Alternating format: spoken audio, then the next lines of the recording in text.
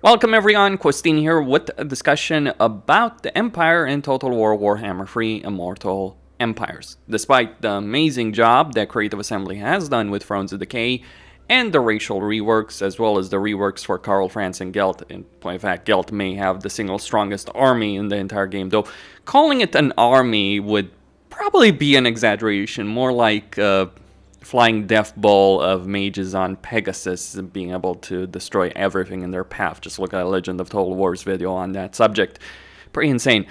But all the same, there are 2 campaigns out of the 5 that currently are, because with Elspeth we got the 5th one. There are 2 campaigns that have long been left in the dust, and that would be Markus Wolfheart and Volkmar. The only point that these campaigns were in any way really good was when Immortal Empires came out, up until Thrones of Decay, because the Imperial Authority system really screwed over both Karl Franz and Gelt. But now we get the new Empire rework, and to be certain they will benefit from this. I would say Volkmar more than Markus Wolfheart.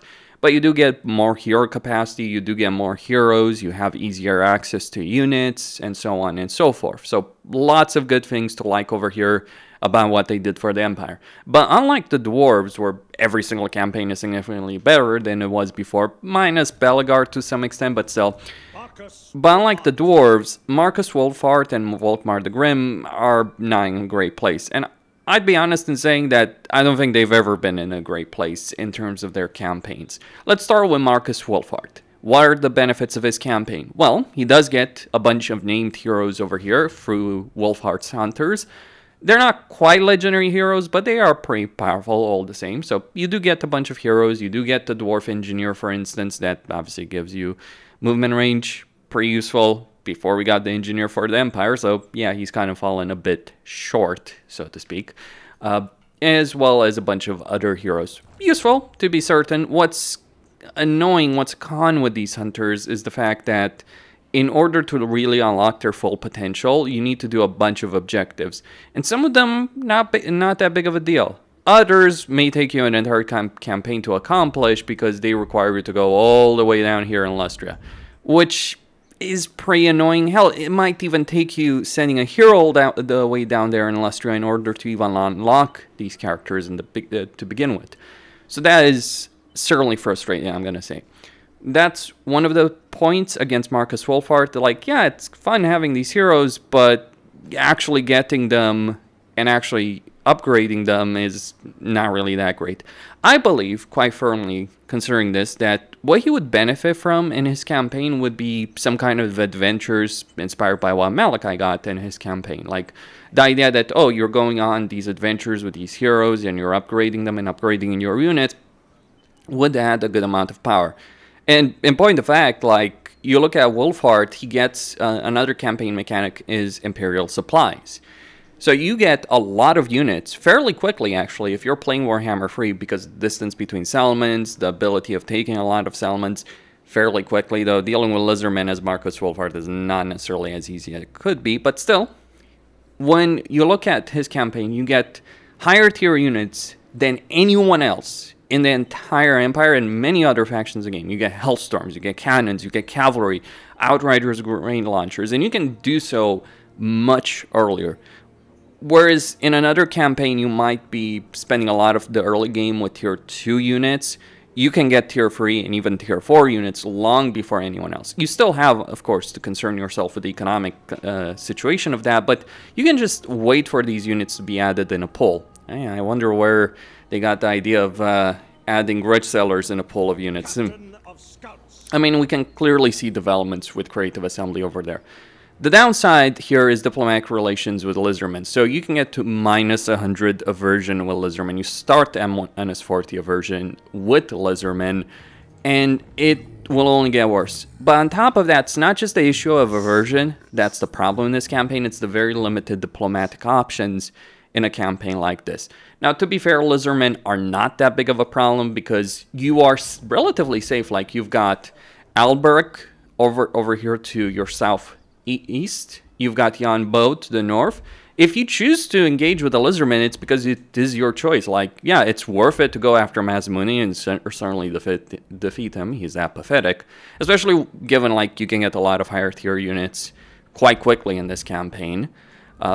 But like, yeah, Lizardmen, they will hate you.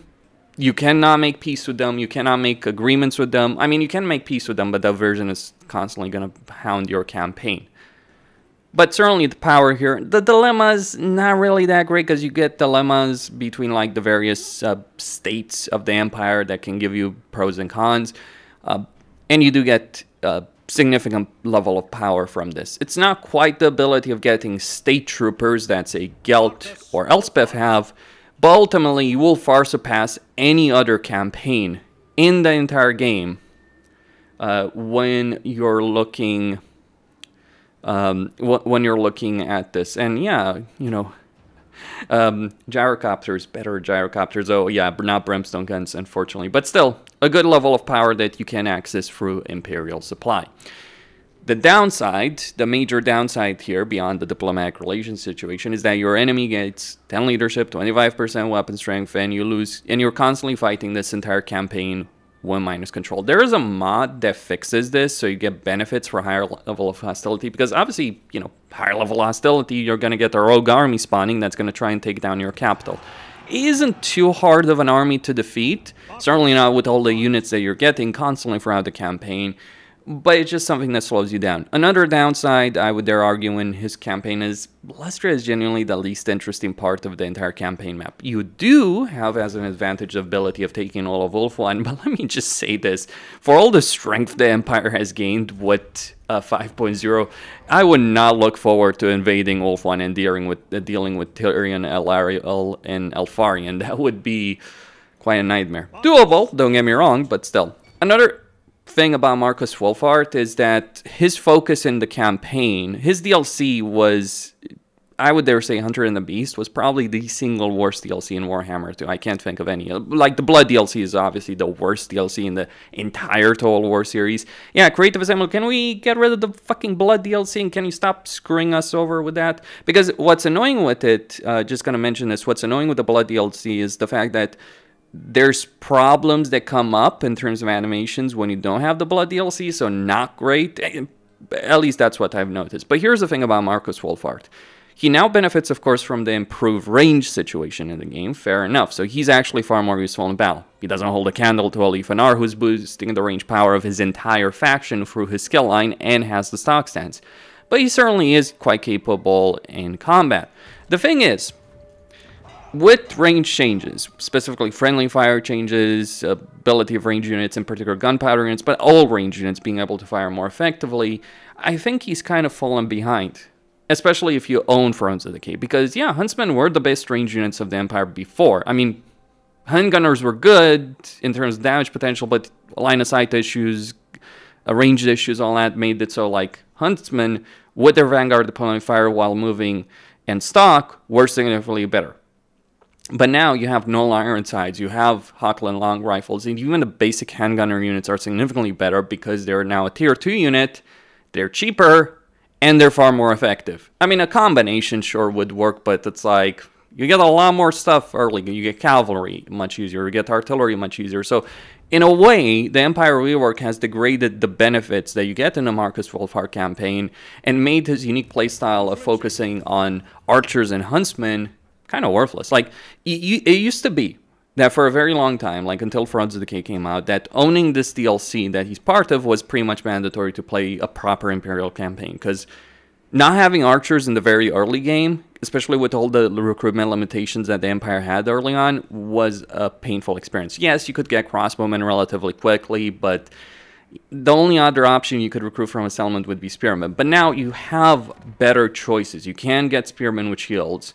You can get outriders at tier 1. So lots of benefits in that particular situation. So there's no longer a need to own this DLC. And even if you're playing Markus Wolfhard, recruiting archers is just not worth it. Like, worthless units really right now. So, like, they're only worth it because of the recruitment limitations and range issues the Empire had. I mean, the range issues didn't quite exist in Warhammer 2, but the recruitment limitations certainly did. But now, no longer quite important. Another thing to talk about Markus Wolfhard, he gets a Lord Recruit rank for Huntsman Generals. But here's the thing about Huntsman Generals. Let's consider the Huntsman General who's Like, basically, Wolfhard himself is a better Huntsman General, so he's the best on that. He's certainly worth using, of course, but let's consider a Master Engineer as a hero choice. Let's just go over this. You get campaign movement range. That's one of the benefits Huntsman Generals get. You can either go for Pigeon Bomb, which is a significant benefit in its own right if you want to go for it, or you can get campaign movement range and line of sight. You can get restock to replenish ammunition of ranged units. And you get ballistic calibration. You don't have and ballistics instruction. So lots of power over there. Then when we look at the kind of benefits you'd be looking at, yeah, you get some casualty replenishment because warrior priests are easier to get, not quite as important.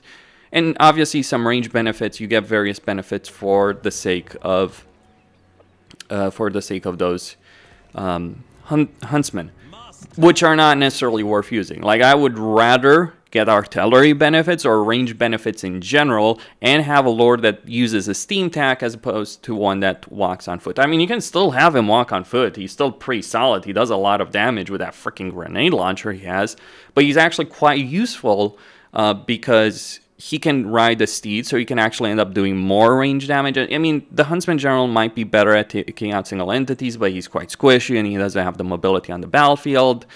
Whereas Master Engineer, who gets a freaking steam tank, is pretty powerful. And then, yeah, being able to get global and local recruitment duration for Empire Artillery and War Machine, pretty damn useful. So ultimately, there's no reason to bother, even in Markus Wolfhard's campaign, there's no real reason to bother with Huntsman Generals, because it's always more worth it to go for Master Engineer or Archlector. It also used to be that Huntsman Generals were the best at leading an army, but that's kind of no longer the case. If you want to lead a general purpose army, there's significant benefits right now with the General of the Empire. So what I'm trying to say here, Thrones of Decay has made Markus Wolfhard's entire DLC redundant for the Empire. You no longer need it. There's no heroes. There's some regiments right now that are nice to have, absolutely, but that's roughly about it. It's not a campaign worth playing. It's never been a campaign worth playing, to be clear. Like, even from the moment it was released, it was a pretty horrible campaign. Playing a campaign with -5 control or some level of minus control throughout the entire experience is not particularly great. It works, but also I have to mention that it kind of feels trolling when you start a campaign and the first settlement you take is in unpleasant climate. It's not too horrible. It's a minor settlement. It's not provincial capital, but damn, CA, really? that is not a great experience. At least you can take the Turtle Isle and the entirety of Ulfwan and the vast majority of Lustria, but so can every other Imperial campaign. I really feel he should have, like to give it an idea, as a huntsman, I feel like Norska, in theory, not in practice, Norska could work better than Markus Wolfhard does, if they fix the monster hunts and if they made them better. We could really use a mechanic like those kind of hunts, or like Malachi's adventures adapted to be like hunts for various creatures, for various enemies. That would make them more interesting. Climate improvements, you know, in Lustria in general is not a great area of the campaign map. I would dare say it's the single most boring area of the entire campaign map. It's slow to navigate. It's not really interesting in the enemies you're encountering. And like, they filled it as well with order facts. Like, you literally consider this campaign. You have Yonbo to the north. You have Alberg to the east. And okay, like, who am I going to fight? Who's going to pose a threat? Rakarth? Yeah, sure. But that's about it. Like, really. Everything else is just, like, time-consuming, not particularly fun to deal with in a lot of ways. And by the way, the benefit of Ulfwan as good territory in this campaign is severely negated by the fact you don't have desert. So that is a problem. Nor do you have mountains as nor do you have mountains as Gelt does. So really, I would dare say in quite a few ways, this campaign does need an overhaul. And I think it's needed an overhaul for a very, very long time. And I think, like, to some extent with Hunter and the Beast DLC, Creative Assembly has just kind of flat out ignored it. You might say, oh, Nakai's campaign is better. Yeah, the reason it's better is because they did an overhaul of diplomacy, so he no longer gets screwed by having people declare war on his vassal, because now the vassal strength is added to yours, and they always have to declare war on you, basically. That's one thing. The other thing to mention, with respect to Nakai, when you have to put a campaign in a freaking corner to make it work, That's not a good campaign. And Nikai's campaign was bugged for the longest time.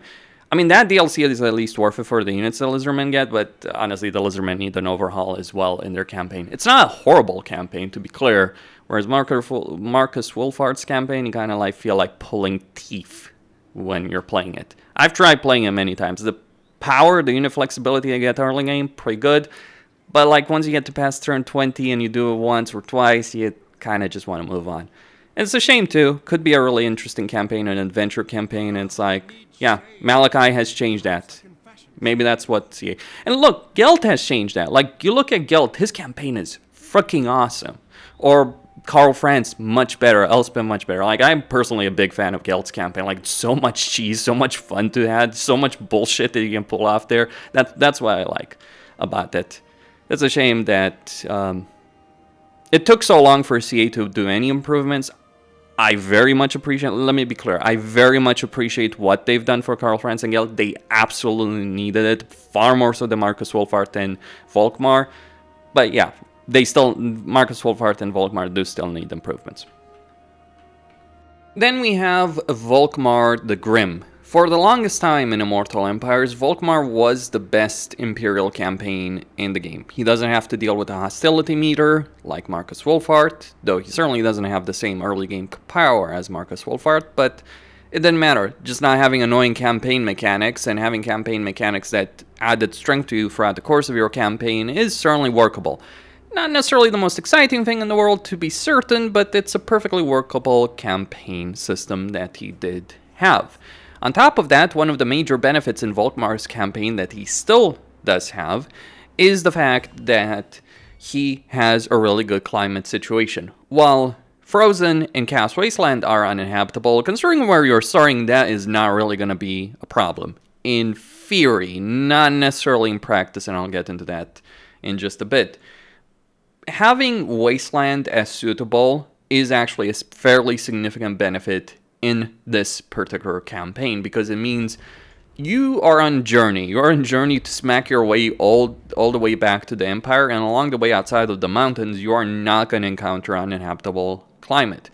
And well, there's dwarves in the mountains who are going to be quite friendly towards you, because your goal is to smash the undead, which is really good. On top of that, the reason Volkmar worked so well is because he got a hero recruit rank for Witch Hunters and Warrior Priests. The hero recruit rank for Witch Hunters, not quite as relevant pre 5.0, very relevant after 5.0 because you can get a lot more Witch Hunters because their hero capacity increases at tier 3 as opposed to tier 4 as it did previously. But having 4 hero recruit rank for Warrior Priest is still a very significant benefit even right now, because you can get Warrior Priest pretty quickly right now at tier 2, and the meta for the Empire in previous campaigns was to get a lot of hero stacks of Warrior Priests, have Arch-Lectors leading them, get Battle Prayers, and you have a benefit to Battle Prayers in terms of their cooldown. Battle Prayers are extremely powerful because they are not spells. They don't require winds of magic. They're driven by faith. Just like the Dwarves have a huge amount of power with their Runesmiths, the Empire has a huge amount of power with Warrior Priests and Arch-Lectors because they only have to work based on cooldowns. In point of fact, Creative Assembly had to nerf Arch-Lectors with 5.0 to give people reason to use any of the other Lord options. Because yes, being able to unlock Grand Soulfire very quickly, like rank 6 you can unlock, actually even earlier than that, basically. But getting Rune Marcher, Inspiring Presence, and Grand Soulfire by rank 6 was an incredible, ridiculous level. So they nerfed that, they restricted them. They're still powerful, don't get me wrong, there's still many reasons to use Arch-Lectors, undeniably so. Just less so than before. I'd probably get the first one to be a master, my first lord to be a master engineer in pretty much any campaign, because yeah, leveling them up is pretty useful. But yeah, Arch-Lector is very much useful. So they haven't been nerfed that badly. They're still worth using, especially in a long campaign. Other things that aren't so great, it's like bonus versus infantry for Flagellants, Empire Knights, and Free Company Militia hasn't ever been a particularly great benefit. Like, if it was affecting, like, Knights of the Blazing Sun or Reichsguard, I would say so, but it's not. It's just basic Imperial Knights and Electricon State Troopers, to be certain, but all the same. Also, quite a fun fact, you do get more hero capacity for Witch Hunters and Warrior Priests, so that is pretty good when you're looking at Volkmar. There's quite a few things to like, in theory.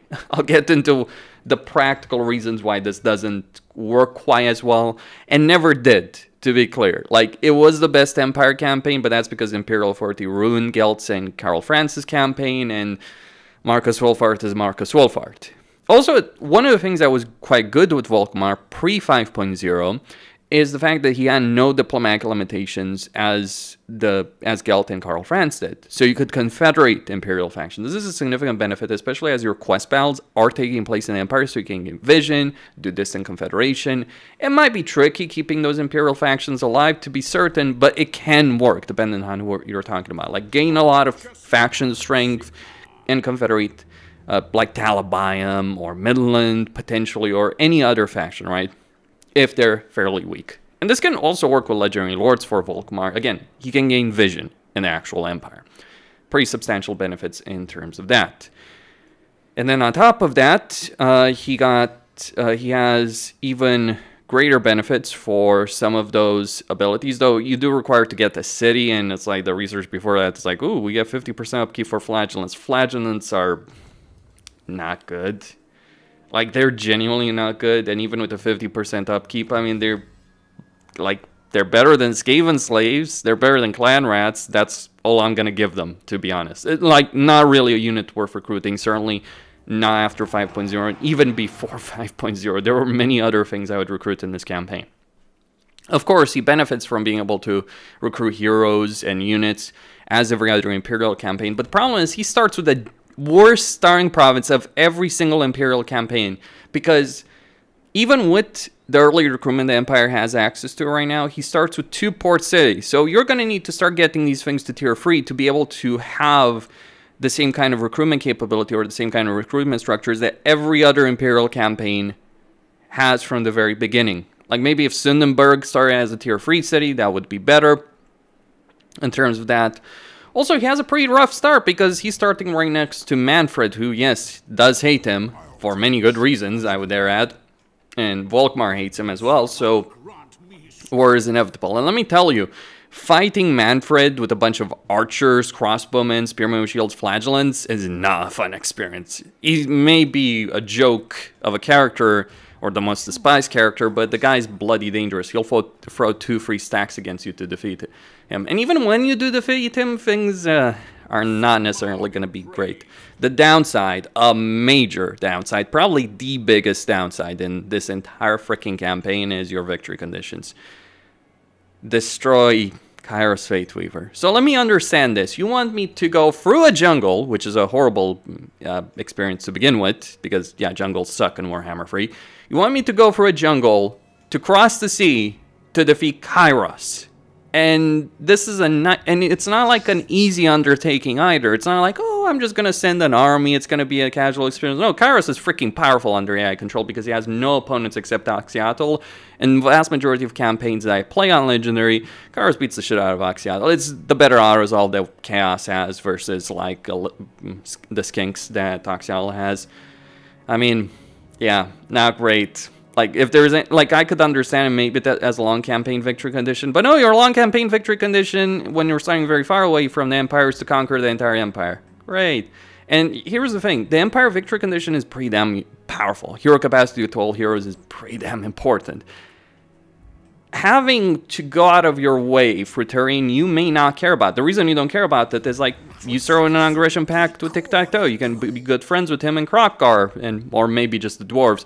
Or maybe Forik. So there's very little genuine campaign incentives to go here except that victory conditions. It's frustrating. It's annoying in a lot of campaigns. Like, it's annoying for Kugaf. It's annoying for Forik to have to go down there. Though in Forik's case, it's more so about Techless, which you could reasonably expect to be wiped out anyway. So not a great situation right there. Like, yeah, fix the victory conditions. There's lots of campaigns in the game that do need better victory conditions.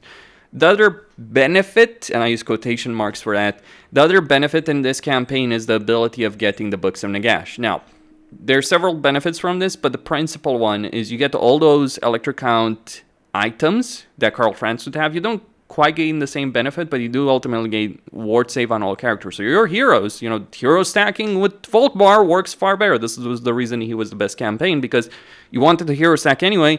15% freaking ward save and minus 70% for electric count state troopers is pretty important. And not even having to control those state electric counts or their territory directly, pretty significant benefit. In fact, Volkmar has the cheapest electric count state troopers in the game right now because, yeah, their cost has been reduced. Karl Franz, the upkeep that Karl Franz gets for them through controlling the various states has been reduced as well to compensate, but they didn't change it for Volkmar yet. They might nerf it in the future. But what is annoying is you basically need to get all the books in Nagash in order to unlock all these state troops. And this is where it gets into a freaking nightmare. The books of Nagash system sucks. Like, the entire system is awful. To begin with, you have to... if a book is in a horde army, okay, no problem, you can get that. But it's going to be a powerful army, so don't misunderstand that. We're talking endgame units here, so it's not an easy feat. But what's annoying with these books of Nagash, they're fairly spread apart.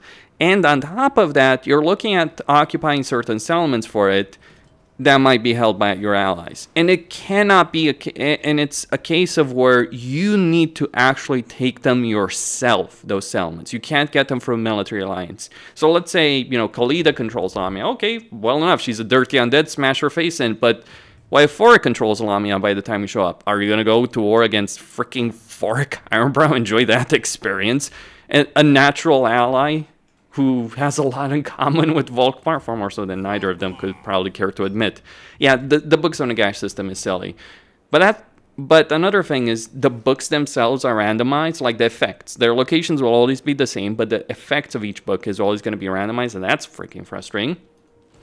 And so you end up in a situation where you want to start the campaign over and over and over and over again until you get good books next to you. Because not all books are equal. Like, seriously. Like, let me just say this. The 5th book of Nagash, significantly freaking better than something like the 2nd book of Nagash. No, I'm not lying on that. Or, oh, look, that 7th book of Nagash. Cooldown minus 25% stacking with your faction effect. Pretty powerful, isn't it? Oh, and having to invade Ulthuan to invade Safari, fighting. Well, to be fair, like I'm talking about this one, having to invade Ulthuan to go to Safari for the White Tower of Hope is an annoying nightmare. It's something that ruins Manfred's campaign as well. By the way, that you have to deal with all of this. You could say, oh, can work in the long term. Look, if I have to go to freaking Lustria in the middle of the jungle, again, screw the jungle, just to fight the endgame rogue army for a freaking book, that is not a good campaign experience. The power is there. Like, it's a powerful campaign, but geez, is there a lot of traveling and a lot of what I would call like the intern button simulator. That's the reason I thoroughly dislike this campaign. Initially, you might think, oh, you don't have the same restrictions, okay, but then when you realize what the fuck you have to do to actually win this campaign, it's like, yeah, screw this, I'm not playing this again. That was one of my problems. None of the Imperial campaigns before 5.0 were actually worth a damn. Now, there are 3 of them. Volkmar, yeah. I understand what they were trying to do with Volkmar at the launch of Immortal Empires, though I've said this before and I'll say it again. I think Creative Assembly, while it's understandable why they had that campaign start, while it's understandable in the vast majority of cases to have diversified starts, I don't think it worked in some cases. For Volkmar, it certainly hasn't worked. For Manfred, it certainly hasn't worked quite as well. For Grombrindal.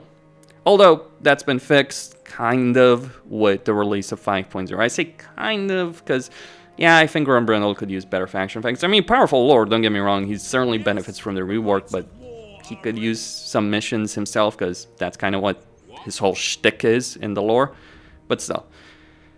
So my point of Volkmar is, like, the books are painful, the power is there, but, yeah, it's a frustrating experience. Like, it's the kind of campaign, like, it's a rough start, but you build power over time, but the requirements to build power are really freaking annoying, so it's like, yeah, your starting situation is not great, doesn't get better longer term necessarily, because you're having to do a lot of crap. And by the way, starting in the Thunderdome of Khemri is certainly not necessarily a fine experience, especially not with this starting province. It can work for many campaigns. I found playing Volkmar's campaign to be a bloody pain. Because, like, every time you start this campaign, you know you're going to deal with... Like, imagine if you played a Karl Franz campaign and your opponent from turn 4 was freaking Vlad. That's kind of the situation you're in. And unlike Karl Franz, who has an amazing starting province, you don't.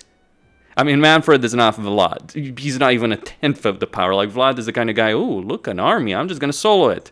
Vlad is the kind of guy who gets ambushed by endgame armies and is like, what's healing cap? So, yeah, Manfred doesn't hold a candle to that, but still. It's still pretty annoying. Lots of zombies, lots of powerful units that Manfred will throw against you. And fighting multiple stacks from the very beginning of your campaign is not necessarily a fun experience. Certainly not when you have so many limitations as Volkmar does. If there was anything I would say with regards to the books of Nagash, it would be that I think the way you acquire them should be changed. I do hate to bring up Malachi in every discussion, but the guy has redefined the Total War campaign experience in so many ways. Even people who hate the dwarves are enjoying that particular campaign. So I think like some kind of adventure or, you know, an investigation type campaign system for all the campaigns that are going after the books could be more interesting. Don't put them around half the world, because by the point you get them, it's like meaningless in your campaign. Yeah, and I do wish to mention this. The Tomb King campaign and Rapunzel's campaign was interesting in Warhammer 2 because you're getting these books, you were doing these objectives, and then you had a big, massive throwdown at the Black Pyramid of Nagash. That was fun. That was interesting. Just going around the world fighting people you have no other reason to fight for the sake of a freaking book, isn't it, for a faction effect? And by which point you've already won your campaign long before. And just getting more power on top of that to be unstoppable is not a compelling system. I mean, it's not just a question about power, it's how you gain that power. And how interesting it is. Like you could have, for instance, with, let's say there's a book in Safari, right? Well, you wouldn't want to attack Wolf One directly, but maybe you just sneakily invade or sneak into the White Tower of Hoeth to steal the book. That could be an interesting quest battle. So yeah, quest battles, better objective campaign, though not the kind of objective campaign where you're wasting 30 turns just moving a character to a particular region to get there. That would be my perspective on that. That's all I had to say. And look, Creative Assembly has done a great job with 5.0. I hope they continue doing a great job. And that would create a great situation for all of us that do enjoy Total War. If you would like to help me out, help my channel out, I know we're all going through difficult times. Certainly hasn't been a great time. Like, the thing about SOC and other things and other games being delayed and all that is that it's genuinely screwed over a lot of content creators. And you might think that, oh, we're just making easy money. It's not as easy as you think, and yeah, things haven't been looking all that great. Things are pretty rough for everyone at the moment. So if you could help me out via PayPal, Patreon, links in the description, would be greatly appreciated. Stay tuned for more.